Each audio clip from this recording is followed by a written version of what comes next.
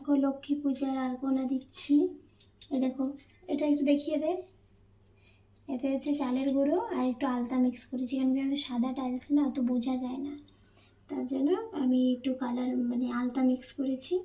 এরপরে আস্তে আস্তে মানে শুকিয়ে গেলে ভালো ফুটে যাবে।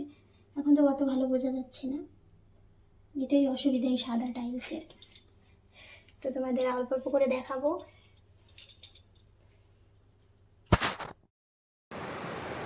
তো দেখো আমার আলপনা দেওয়া হয়ে গেছে। এই দেখো আস্তে আস্তে ফুটছে, এই দেখো শুকাচ্ছে। এই দেখো পুরো ঘরে আমি আলতা দিয়ে দিয়েছি, কিন্তু কপালটাই খারাপ। দেখো সারা দিনটা কি শুকনা গেল, এখন বাইরে কি বৃষ্টি শুরু হয়ে গেছে, আর এখন এই আলপনা টালপনা সব ধুয়ে যাবে আমার। এই দেখো কেবল সবে দিয়ে উঠলাম আর বৃষ্টি শুরু।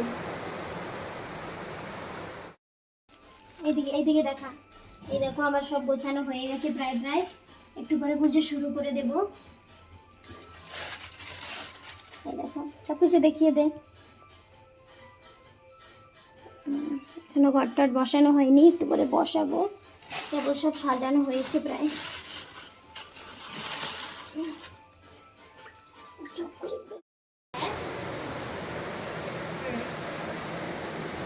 ভিতরে ঢুকাই দিস।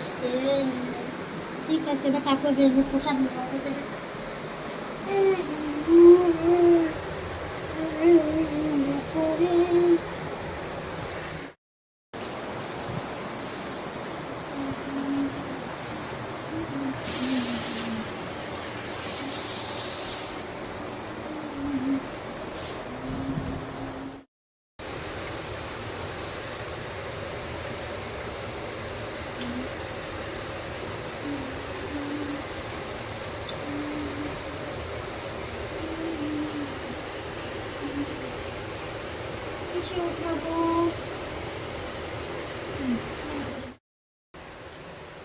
এখন দেখো প্রসাদ উঠিয়ে নিচ্ছি, ভোগটা এখন মাখিয়ে নিই।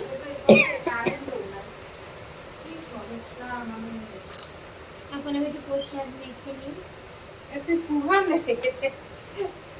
ও একদম তোমার অনেক কান্না করে আই না তোমাদের দেরি আসছে পূজাটা যায়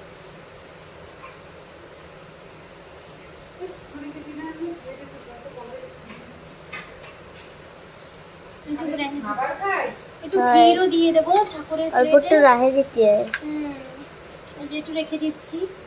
ক্ষীর উঠাবো কি দিয়ে, ক্ষীরের জন্য তো একটা চামচ লাগবে, একটা চামচ আনা লাগবে। তারপরে যে দেখো ঠাকুরের জন্য আমি ক্ষীর বানিয়েছি। লক্ষ্মী ঠাকুরকে ক্ষীর দিতে হবে, ক্ষীর দিচ্ছি না, একটু শশা দিয়ে দিই। মাথা ধরে